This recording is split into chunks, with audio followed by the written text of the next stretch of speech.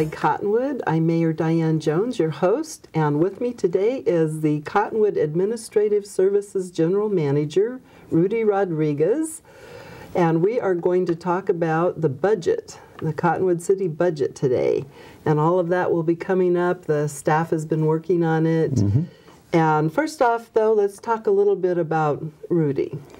Give me some history on where you've worked and just briefly, school and all of those things. I know you're a Texas boy, right? Yes, I'm an old Texas boy. Originally from Eagle Pass, Texas, and I've got a degree in accounting control systems from the University of North Texas. Worked on and off in Eagle Pass, and then also in Casa Grande, Arizona. And about nearly 15 years ago, I moved to Cottonwood as their finance director. And over the years, I've taken on a little bit more responsibility. Up until now, I've been the Administrative Services General Manager for about 3 years now. And I oversee the IT, the finance, purchasing, and human resources divisions of the city. And recently, I took over also the transit systems. So we're pretty busy. Absolutely, and even behind the scenes, there's somebody doing the city's Facebook page, and you get help, I know, but you do a lot of that and enjoy it. That kind of takes a break from crunching numbers right? constantly, yes, so yes. that's really helpful. It's more of a stress reliever for me. Right, and I noticed that too with the Verde Valley SciTech Festival. You jumped right in there, and your creative side, not your numbers crunching side, but right. your creative side got engaged, and you just spent a whole bunch of time and effort on that. Well, that event also helped also to break some of the monotony of the numbers, and it was really a wonderful event, and it turned out really well, and we're looking forward to next year. Absolutely. So speaking of the SciTech Festival, we're meeting Monday at Yavapai College, room 203, and we're going to kind of sum up the 2014 SciTech Festival and start working on the 2015 SciTech Festival. Great.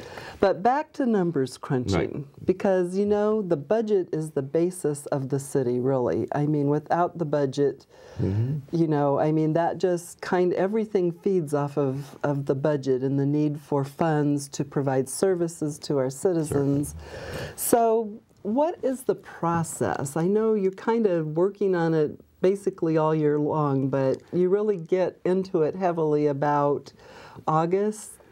Well, actually, you're absolutely right. This is a year-long process. We monitor the revenues, we monitor our expenditures, we send monthly reports to our department heads. Quarterly reports to the council. Quarterly reports have been going to the council.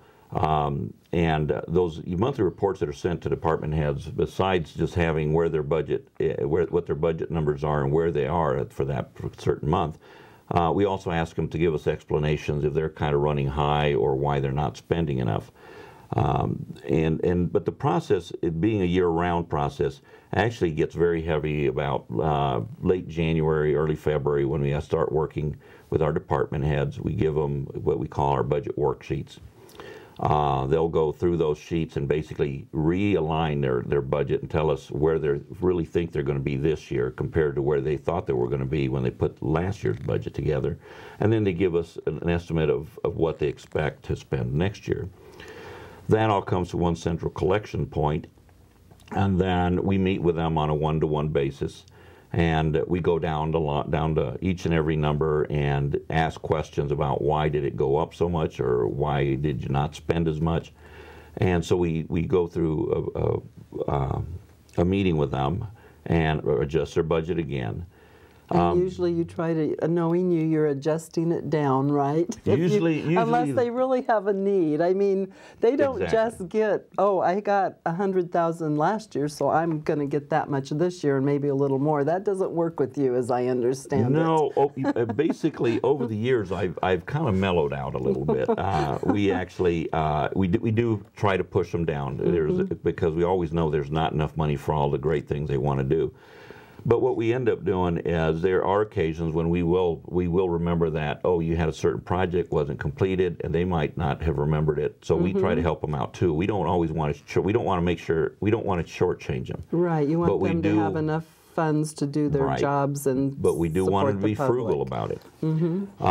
When all that information comes in, the state will send us over information on our state shared revenues, and then we look at our local revenues. We bundle all this together, and we put together a document for the city manager and myself to go over, and we decide where our budget is. Do we have a shortfall, or do we have some extra money? If we have a shortfall, we go back to our department heads for what we call our second round of budget meetings, and we start asking them to go through their budget and trim out things that they really don't think they're going to use. Or some things that we can postpone. And all of this culminates into a document that is roughly about 320 pages long. We will post it up on our website before it goes up there, and then it goes to our council, and we advertise meetings for our public to join us. So the public can be involved. And people might not know that our city code actually states that the city manager will prepare a budget. So that's a big job for him that he owes the council. Right. It's his job to prepare that budget. Right. And all we do your is... job helping him. Our job is to Yes. assist him to prepare that budget. This year, once that budget goes to our council and we have our public hearings, we adopt what we call our tentative budget, and that's based on ARS standards. What that does, it sets our expenditure limit, meaning from that point on, we can move the numbers around, but the bottom line is the bottom line. And then about a month later, we make any adjustments that council needs to get done or the public has asked us to make adjustments to, and we come up with our final budget, usually in July or early August. And that's with the public meetings, and we really encourage the public to attend and share their thoughts on our budget. You know, that's a big part to us of what, the final budget is with Correct. Public input. Now we do have our right now, I just wanted to mention that we do have currently, tentatively we have our budget hearings and meetings set for the 27th and 29th of May. Okay. That's when we actually sit down with our council, and the public is welcome to join us. And also on the 5th and the 10th of June, we have budget meetings that go to council. Prior to that, like I said, we will have some information out, our proposed budget out on the internet for the public to look at. So let's run by those dates again. We have the 27th and the 29th of May, and generally the meetings are at the City Council chambers on Main Street in Old Town Cottonwood, and they usually start at 6. Occasionally that can change based on the council's availability. We've got council members that work, so we have to make sure everyone can be there. Correct. And then June 5th and 10th, and then June 15th will be the final adoption. So we have on our website, we have what we call a transparency page. Right. So the public can actually access this information before the meeting. Correct. And they'll be able to, the council's going to talk about this or that. So that's cottonwoodaz.gov, and you get into the departments and look for finance. Right. And all of those links will be there to help the public get the information. All of our city council meetings are available before the meeting. The packet that the council gets is always available to the public before the meeting, and they can see exactly the same kinds, the materials that we have that we're looking at. So it's all available to the public. Okay, so council involvement in the process, we kind of talked about that already. Right. Where we come in, sometimes a council member will make a suggestion and the rest of the council will discuss it and agree. And then you guys are changing your numbers and trying to make things balance. Speaking of balance, we're required by state law to have a balanced budget. And that's state statute. We cannot. In other words, for every dollar we spend, we have to have a dollar coming in or is set up in the reserves.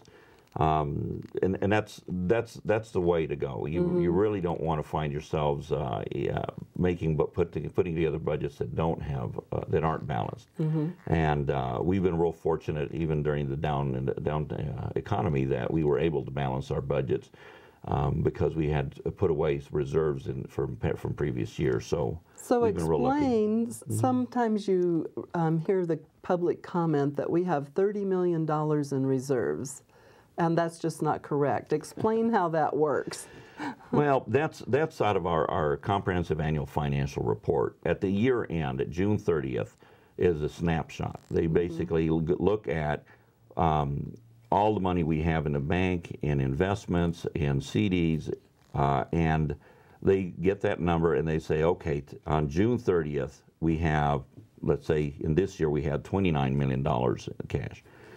That doesn't take into account that the following day, July 1st, we have our water debt service payments, we have our lease debt service payments, and all these bills that have come in that are scheduled to be paid as of July 1st on are not taken into account. So it's like grabbing your paycheck on a Friday and saying, oh, I put this in the bank, look at all the money I have, not realizing that, oh, you've got your car payment, your mortgage payment next week, day, and right. all these other things. Right. So it just tells, it's a snapshot in time, and all it does is tell us, as of this day, this is all we have. It's not taking into account any bills that are still outstanding or anything else. Okay, so hopefully that will explain to our public how that works. And no, we do not have $30 million in reserves. No, we don't have that much in reserves. But we do keep money in reserves, and it's time to take a break, but we'll talk about that when we get back. We'll be right back.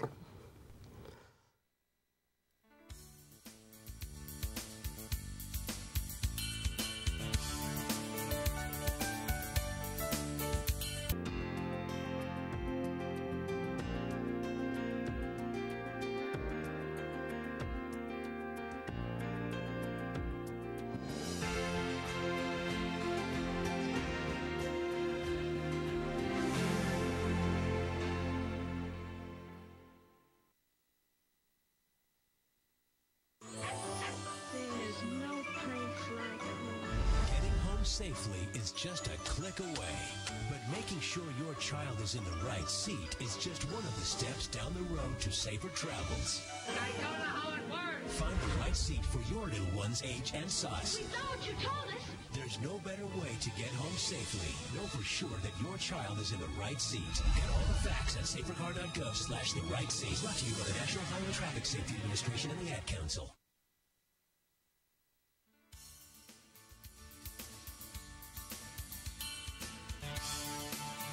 Welcome back to Inside Cottonwood. I'm Mayor Diane Jones, your host, with Rudy Rodriguez, our Finance Director and Administrative Services General Manager. So we were talking a little bit about reserves. And I think some people are like, why do you have to have any money in the bank? Why can't you just, what's that about? And it's sort of like your own personal savings account for emergencies. And I know that the council does set aside 3 months worth of operations every year to make sure we have coverage for at least 3 months to pay bills. So we do have reserves. Some of them are on enterprise accounts. And so just help the public understand a little bit about reserves. Well, as you mentioned, reserves are there usually for emergencies, so it's kind of like a buffer that we have. In our general fund, as you mentioned, we have 3 months of, we calculate 3 months of expenditures from the previous year, and that's what we set aside as reserves, roughly $2.3 million. And we also keep an additional $1 million in what we call a capital improvements account in the general fund. And as you may recall, we it tapped into that fund a few years ago to assist the senior center when they were developing the senior center building. Right. Besides CDBG money, we contributed about $300,000 out of that fund. So the council has used that fund for worthwhile projects, and that's what it's for. We also maintain a small fund, reserve fund for our public safety, because they probably, when they need vehicles and stuff, it's usually not something we can hold off. So we have a reserve fund for them set aside that we use specifically for equipment and vehicles that they need from year to year. Now, the city does have a fund balance policy that's also posted on our website.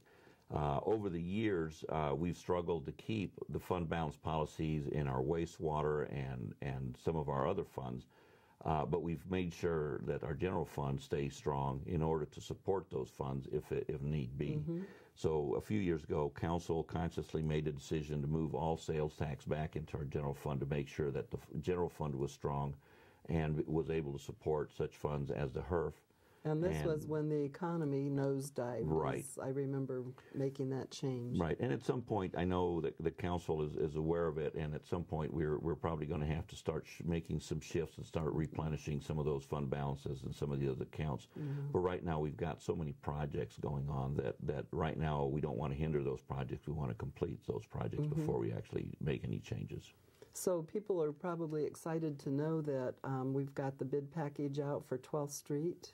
Certainly, that thing went out. The information, again, is also on our website.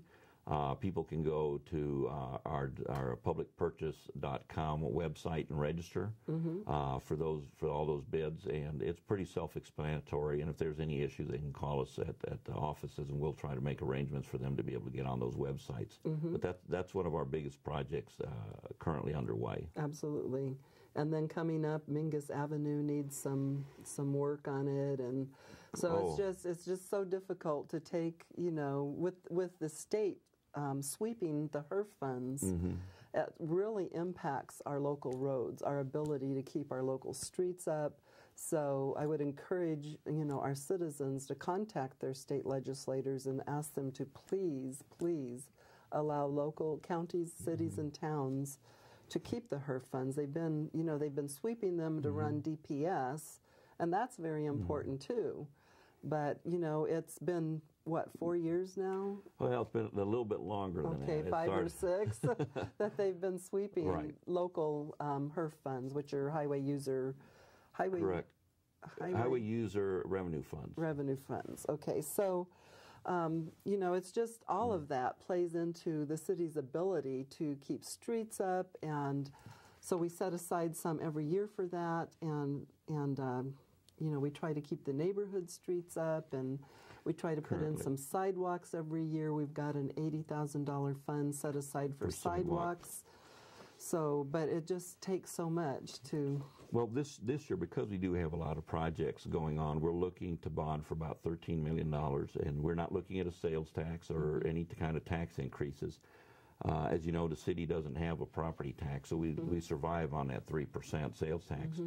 But we've got these worthwhile projects going on, and we need the money. We've taken so much out of our reserves that we've got reimbursement resolutions set in place to be able to bond, replenish our reserves, and at the same time finish up our projects. So that's one of the big things that we're going to be looking at this coming year. Right. I think the Mingus Avenue project. The Mingus Avenue project is one of those. The roundabout and all of those things. And then the 12th Street project, it's in its entirety, and then the Mingus extension, the Mingus remodel from Willard to Maine is also part of that funding package, with the exception of about $800,000 or $900,000 that we're getting from in grant money for that particular project. So all that's been being bundled together along with the communications center that we're building right now, and all of it is being funded through that 3% sales tax that we currently have. So we're not looking at increasing that particular fund. Right. And we just recently, last year, I guess, was it in July, we were able to pay off all of our library bonds, and so that is paid for now. We were very fortunate. It was not just the library. We were very fortunate to have extinguished not only the library, we also extinguished a GATA loan that we had for our railroad wash. That's an ongoing project. And then also our public safety building is finally free and clear. And that's part of the monies that we'll be using to help fund this $13 million bond. So I think the public enjoys the recreation center, which we're still paying for, but I know they love the library. Yes. The community's always been very supportive of our library, and they enjoy that very much. Okay, so state shared revenue projections for 2015. Let's talk about that, because they've gone way down, and then they're coming up a little bit, but what are state shared revenues for the public's knowledge? State shared revenues are revenues that are collected by the state and are funneled back to the different municipalities, incorporated municipalities, based on their formulas. Traditionally, it's by population, with exception of a few. Of course, we have our state shared income tax. That's basically money that we all pay as part of our income tax, and they rebate it back to cities based on population and the actual collection that have come through. Their state sales tax that's shared with us is based strictly on population. We also get vehicle license tax money from them, about $500,000, and then our HERF, which of course you know that there's a formula based on how the usage, but in the last few years they've kind of rated those funds, and they're taking about $50,000 a year away from the city of Cottonwood. And not just the city, obviously, all cities, all municipalities are getting into that one. 91 cities and towns, Exactly. and then 15 counties have all been contributing to the state's problems with their budget. Exactly. Overall, we've been real fortunate. Our income tax is based on collections from 2 years prior. That one's looking like it's going to increase about 8.5%. Everything else, roughly combined, is about a 5% increase for this upcoming year. Those are based on state estimates. So we're looking at a very, I think, a healthy growth. Not anything extraordinary like we saw back in the early 2000s, but nonetheless, a 5% growth. We'll take it, and we'll adjust our budgets accordingly. On the local end, we have our sales tax. We're looking at roughly a little over a 5% increase for that currently from this year to next year, and we're estimating about a 3% increase for next year. And one of the reasons we do that, we're always trying to be conservative. We've always budgeted conservative. The council's been conservative, and our department heads have always been a little bit conservative. We always want to make sure we don't overestimate our revenues, and that's why we kind of, even though we're trending at about a 5% or so, we always try to keep it about 3%, just to make sure we have that buffer zone in case economy goes down. And it played very well for us during the down economy to be conservative as we have been in past years. Absolutely. It carried us through our conservatism because, I mean, even prior to the downturn in the economy, Cottonwood did not have an excess of employees. Correct. I mean, you know, some cities and towns were hiring a lot of people, and really you saw them just slashing, and people were losing their jobs right and left, but we didn't really go through that. We were able to hold on to our employees, but the fact was that we weren't overstaffed to begin with. We've always run on a thin line of I mean, since I've been on council 10 years now, I mean, department heads ask for assistance. I mean, you know, even Parks and Recreation for years have been asking for 2 more people. Well, we add to our number of parks and the land that we cover, but you know, we haven't gotten those positions. I mean, it's really hard to get a position when the budget comes around because we're very conservative, and you know, but we make sure that our staff has all they need. But there's no extra fat in the budget. There really isn't. We're one of the few municipalities in. Well, to tell you honestly, we're the only municipality in the Verde Valley that's a full-service municipality and doesn't have some sort of property tax. As an example, Sedona has a fire district that they have to pay, that the citizens pay for directly. Clarkdale has a fire district also.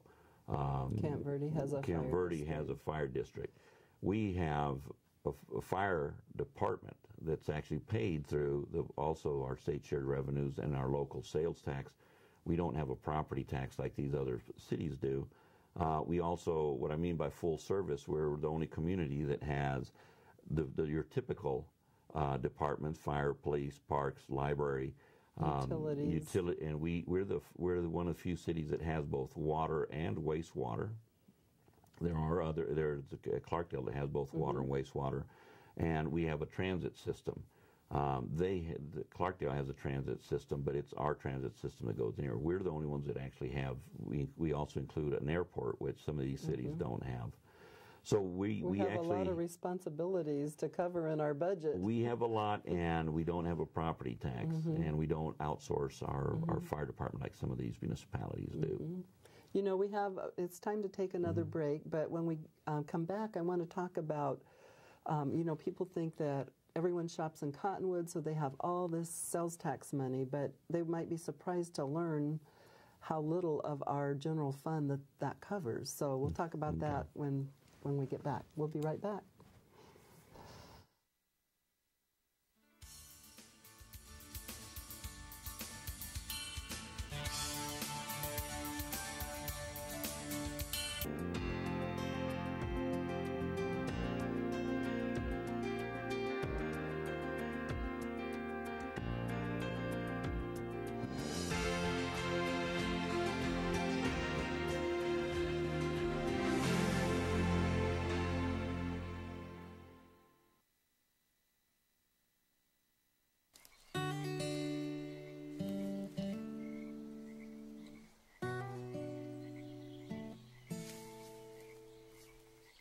When you're out there, there's no telling what you'll find. I see it, I see it. Oh, look at you. There are some moments only the forest can inspire. Find yours at discovertheforest.org.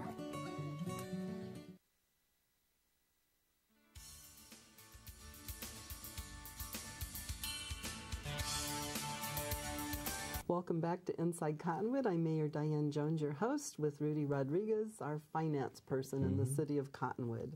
So we were talking about, that, we provide a lot of services. We provide services for the whole Upper Verde Valley and the whole Verde Valley a lot of times. And so people come, they spend their money in Cottonwood, but they might be surprised to know that that's about 50% of our general fund budget. Roughly, that's correct. Our sales tax covers about 50% of our budget, of our general fund budget. And then the rest of it comes from state shared and other type of fees and fines and such from here locally. What people don't always get is they believe that because they shop in Cottonwood that they're making the same contribution as citizens in Cottonwood. But in reality, people that are outside the corporate limits contribute a lot less than those people in the corporate limits, mainly due to state shared. If you live, the county gets those, or Clarkdale or Camp Verde, or they get their shared revenues. Exactly. So the services we provide are a little bit top-heavy sometimes on the citizens inside the city limits, because we don't get the shared revenues to provide all these services that people count on from the city. Exactly. Cottonwood is a little over 11,000 in population, and the Verde Villages and Bridgeport are all close to 12,000 in population. And any given day, we serve anywhere between 30 and 40,000 people that come through here visiting, going to different locations. But in reality, the state share, we only collect state shared revenues in a sense from the 11,000 population that we have here, not necessarily from the entire 22,000. So, I know that a lot of people will say, well, we shop in Cottonwood and leave our sales tax, and we appreciate it. Don't get me wrong, but there are a lot of services that we provide are also paid for by the state shared of the 11,000 that are in here, in a sense, than from the entire 22,000 we serve both inside and outside the corporate limits. And I'm just using the number because obviously young kids don't pay for income tax, but I'm just saying if you live in the inside the corporate limits, you contribute more to the city than those people outside the corporate limits. And a lot of folks outside of the city, we're very happy to serve them because they're, we're one community. They're part of us. Right. But I always use the example, if someone in Verde Village needs a ballpark or a new soccer field for the children, they come to the city of Cottonwood, could you please build us a new soccer field? So Right. we all feel like we're part of the community, and we serve all of them, and we try to be responsible in spending the sales taxes, and, and we provide services and streets and roads and things that they use when they come to the hospital or they come into town for whatever they need. We're always trying to provide services to a large amount of people compared to the 11,000 that live inside the city limits. Correct. So I can't believe how fast this has gone, and we only got through a couple of things. We wanted to talk about a lot more. But out of the things that we wanted to get through that we're not going to today, so we'll have to do this again, probably key issues for 2015. That might be something the public would be interested in. And I always keep notes, remembering that this becomes a 350-page document, and it changes quite a bit. And I'm always pleased that people actually look at this thing. Some of the things that we're looking at this upcoming year as some of the key issues is, of course, the economy is still recovering. Our unemployment is not what it used to be pre-2007, so that's always a concern for us. Taxes, our tax base, of course, is limited. We don't have a property tax, so we live off of our 3% sales tax. And though currently we're making ends meet, and we continue to provide excellent services. Yes, we do. I think that taxes is also a concern that we have. Of course, our state shared revenues, as you mentioned earlier, our HERF has been used also by the state, and we'd like to go ahead and have the state return those HERF monies back to us, and that would be helpful. That 40 to 50 grand that they take from us would be come in really handy. Really help us do Mingus Avenue Extension if you want to make it local. Exactly, that would be really good. One thing that we have had in the past, of course, is still our staffing patterns that we have. We currently council approved having an increase in staff for our communications center. As you know, we have a new communications center coming online in the next few months, and we need staffing there, but we still have a staffing pattern that we need to work with. We still have water and wastewater issues.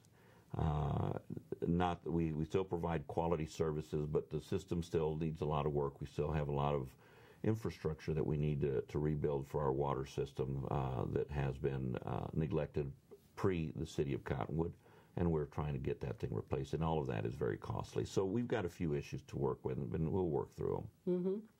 So unfortunately today our time is up, but if the public would like to know a little bit more, they can attend the budget meetings. They can call you anytime, and you'll help them with their questions, and your phone number is 340...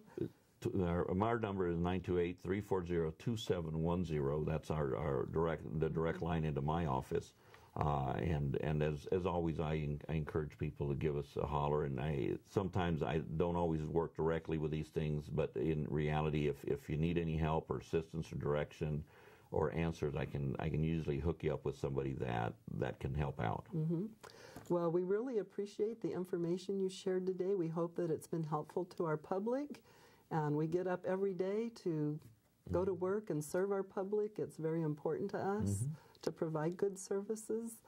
And with that, we'll go ahead and close our show. And as I always say, that's the way it is in Cottonwood.